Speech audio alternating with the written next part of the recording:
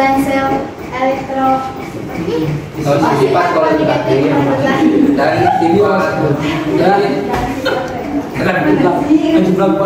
redoks dan kimia redoks dan kimia terus mana yang bisa ya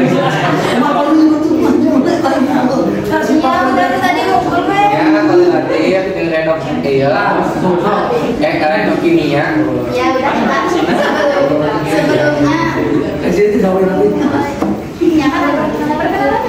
Sebelumnya saya Mila Rahmadani sebagai MC dan rekan saya Asti Maulidia, Lina Ermayati, sebagai naon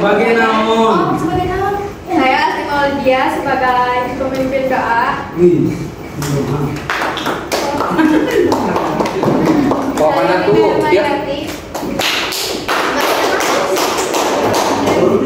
Jadi saya Rita Rahayu.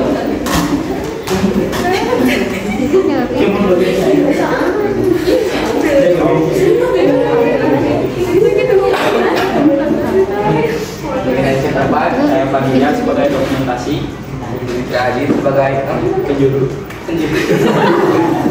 sebagai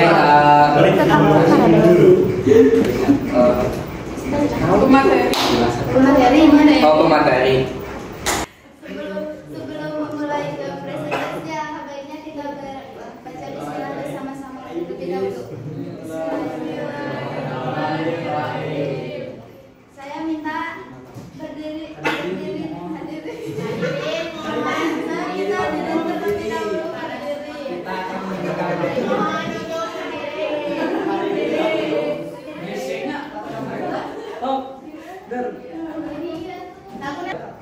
Hiduplah Indonesia Raya.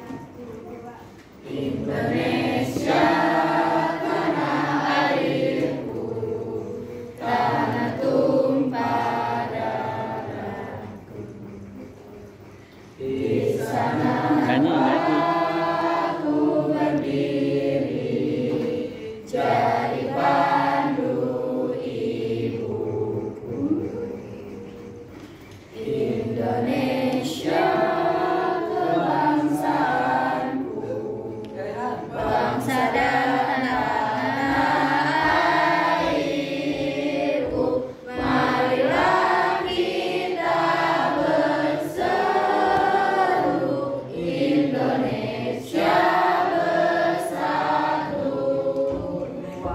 Hiduplah tanahku, hiduplah negeriku, bangsaku, rakyatku semuanya.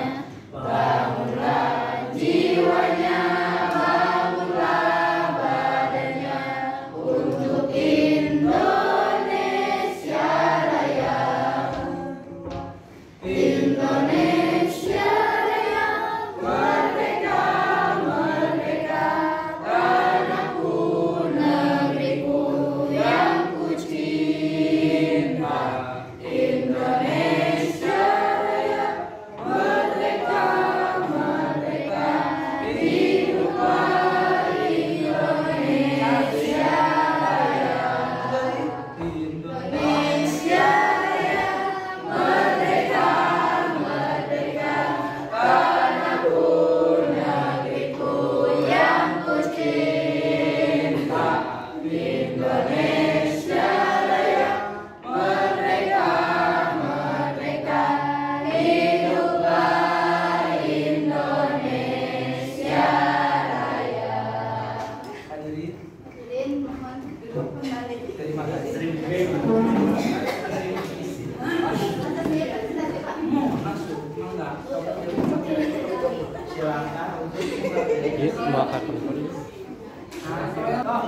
Assalamualaikum warahmatullahi wabarakatuh.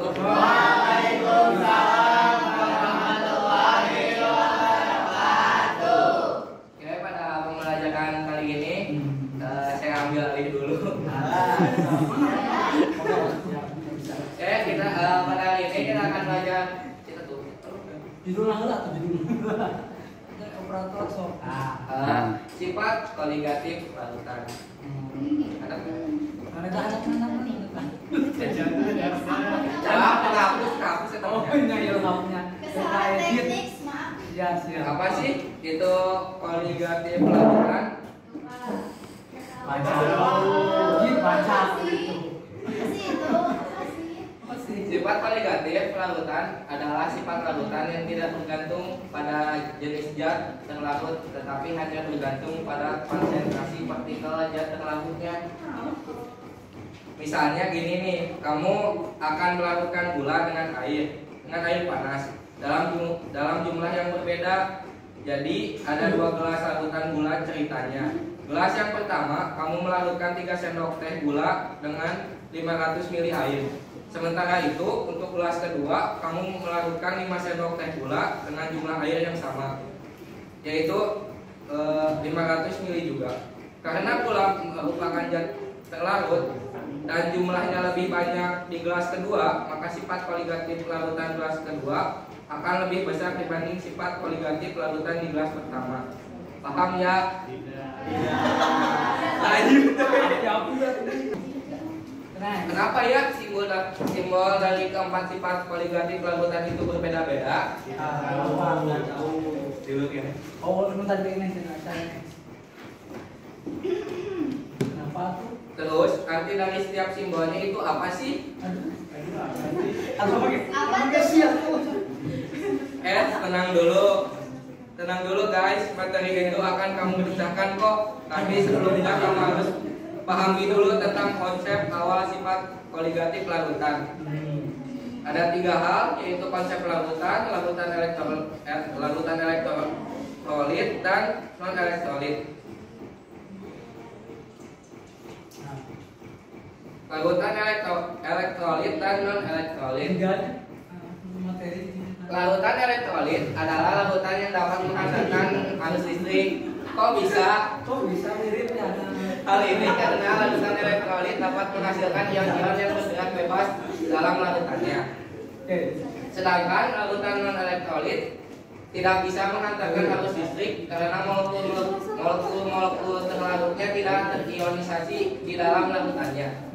Hal ini menyebabkan tidak terbentuknya beda potensial dalam larutan, sehingga listrik tidak dapat mengalir.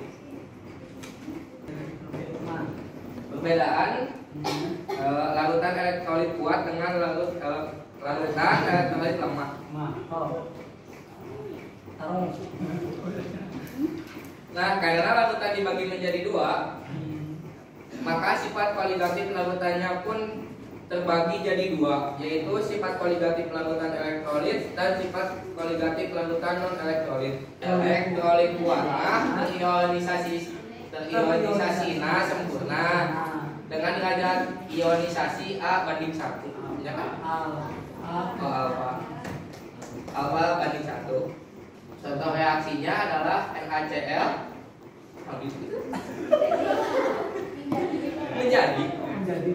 menjadi Na plus ditambah Cl-.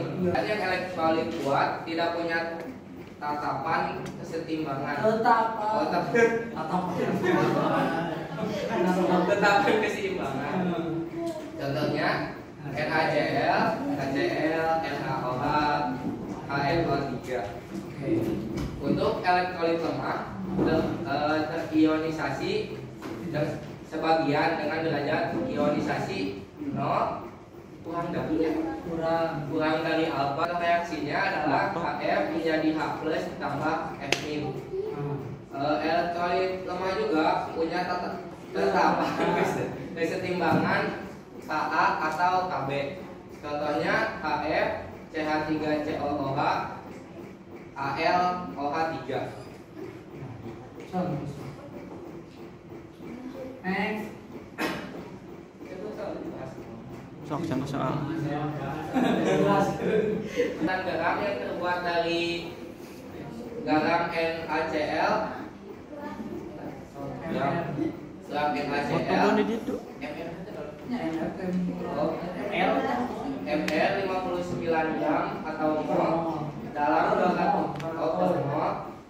200 gram air mempunyai tekanan uap 1 atmn pada suhu 100,40 Celcius. Jika jika KB air 0,50 Celsius molar, maka maka nilai X adalah untuk penyelesaiannya adalah NaCl merupakan elektrolit kuat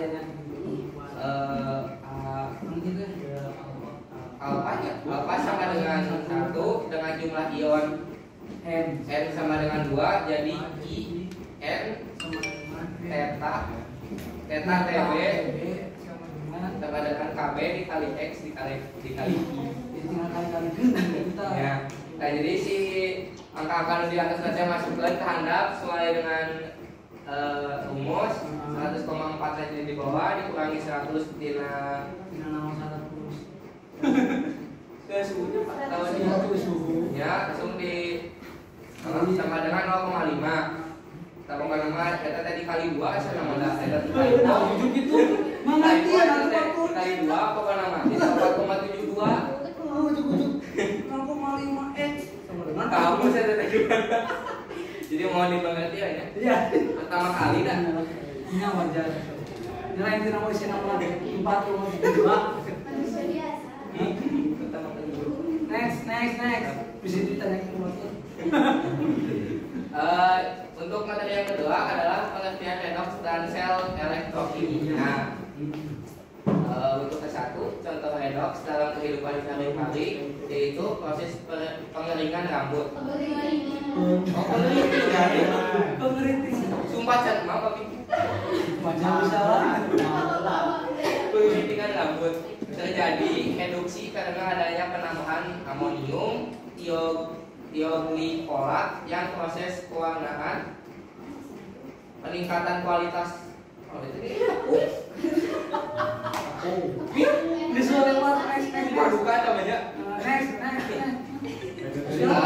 untuk contoh sel elektrokimia adalah perangkat yang mampu menghasilkan energi listrik dari reaksi kimia atau menggunakan energi listrik untuk menyebabkan reaksi kimia. Ketiga, reaksi redox dalam kehidupan sehari-hari adalah peristiwa apel yang contohnya saat peristiwa apel yang jika didiamkan dan disimpan di udara terbuka akan berubah warnanya menjadi coklat. Kecoklatan. Paku besi, contoh lainnya adalah paku besi yang berkarat dan masih banyak lagi. Oke lah, biasa di Google kan.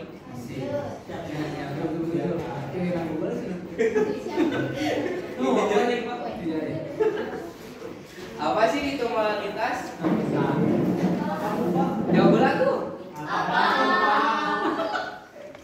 Dalam ilmu kimia, molaritas salah satu ukuran konsentrasi larutan. Molaritas suatu larutan menyatakan jumlah mol suatu zat per liter larutan. Misalnya 1,0 apa sih? 1, nah hiji berarti salin apa itu?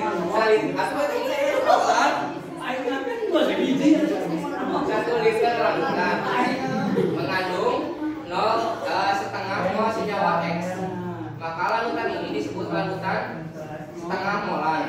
Umumnya konsentrasi larutan berair encer dinyatakan dalam 1 molar. Dia guru bahasa salah tentang proses konsentrasi.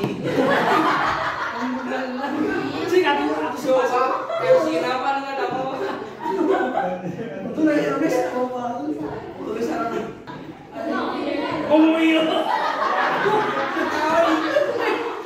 Jadi ada yang kecil Jadi ada itu ya, ada tuh itu. Biar coba Ada lagi serangkan ke video.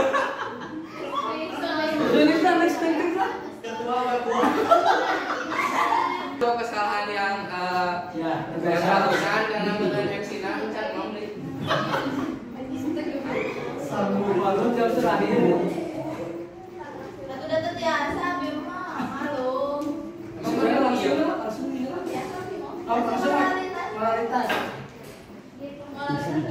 Molaritas. Molaritas. Apa sih itu molaritas? Kalau kalian pernah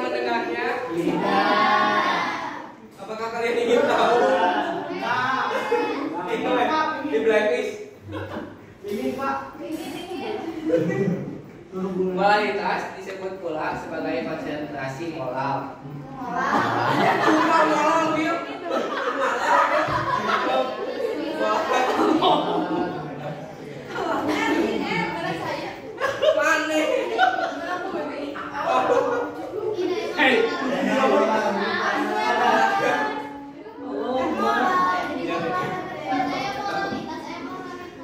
Adalah program konsentrasi dari suatu zat terlarut di dalam suatu larutan dalam jumlah dalam sejumlah massa tertentu dari pelarut. Hal ini berbeda dengan definisi molaritas yang berdasarkan pada volume tertentu larutan. Satuan yang digunakan untuk molaritas dalam kimia adalah mol atau kilogram. Mol per kilogram. Suatu larutan dengan konsentrasi 1 mol per kilogram. Kadang dinyatakan sebagai satu molar.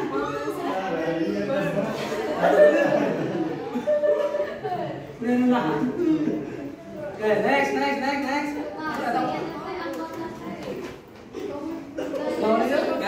dulu. Tulisan depan tapi nanti kayak di bawah iya kan kata tambahkan ada boleh hapus. Kayak fraksi mol merupakan satuan mol konsentrasi yang semua komponen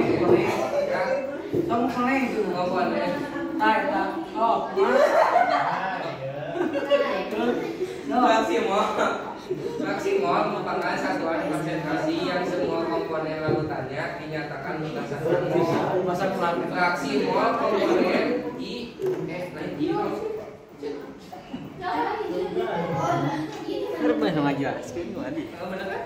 I dilambangkan dengan XI adalah jumlah mol komponen I dibagi dengan jumlah mol semua komponen dalam larutan. Fraksi mol J adalah XJ dan seterusnya. Terima kasih. Kita terima kasih Tete. Terima kasih. Itu naon coy? O2 naon itu? Terima kasih.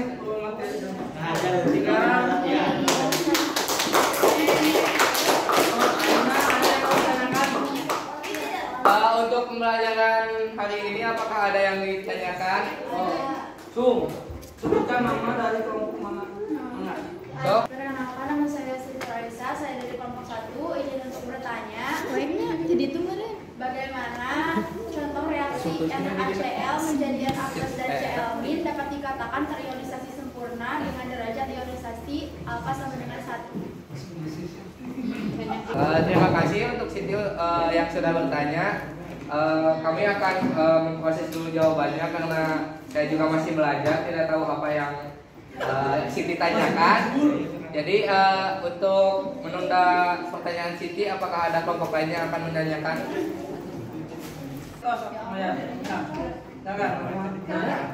Kelompok. Perkenalkan, nama saya Adrian Sutisna dari kelompok 2. Yang ingin saya tanyakan yaitu tentang ada 4 sifat koligatif larutan. Yang pertama ada penurunan tekanan uap, kemudian kenaikan titik didih, kemudian titik beku, dan yang terakhir tekanan osmotik. Yang ingin saya tanyakan, karena tadi tidak dibahas, maka tolong jelaskan pengertian atau deskripsikan dari keempat sifat larutan tersebut. Terima kasih. Doa sudah bertanya. Untuk jawabannya kami minta waktu dulu. Ya, maaf untuk Siti, jawabannya kami tunda dulu dan saya akan menjawab pertanyaan dari Adrian, yaitu jelaskan atau deskripsikan keempat sifat koligatif larutan. Iya dia kamera. Untuk yang nanti tanya, TP adalah penurunan tekanan delta. Delta P adalah penurunan tekanan uap. Tekanan uap pelarut akan turun jika pelarut ditambah zat pelarut. Langsung yang delta TF yaitu penurunan titik beku atau penurunan titik beku saat suhu beku larutan turun dari titik beku pelarutnya. Langsung yang delta TB yaitu titik didih merupakan suhu saat tekanan uap jenuh cairan sama dengan tekanan uap. Salah satu sifat koligatif larutan adalah saat titik didih larutan naik dari titik didih pelarutnya. Yang terakhir yang tekanan osmotik, yang B adalah tekanan yang mempertahankan partikel zat pelarut agar tidak berpindah ke larutan yang berkonsentrasi lebih tinggi. Itu. Ya. Terima kasih. Maaf jika jawabannya tidak sempurna karena saya juga masih belajar.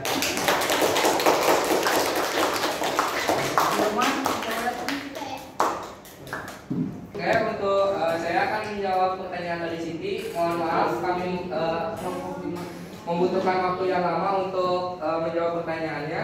Jadi Siti menanyakan, jelaskan mengapa NaCl menjadi Na plus Cl ini dapat dikatakan diionisasikan dengan sempurna atau terionisasikan sempurna. Karena sifat natrium klorida adalah terdisosiasi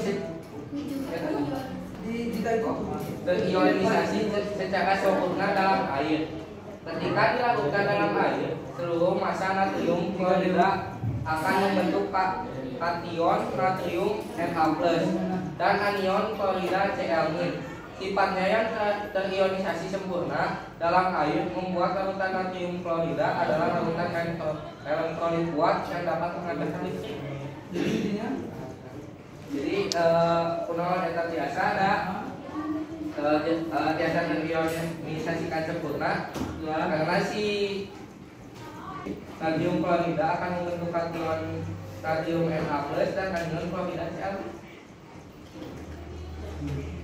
Sebelum mengakhiri presentasi, marilah kita berdoa di dalam hati. Berdoa mulai.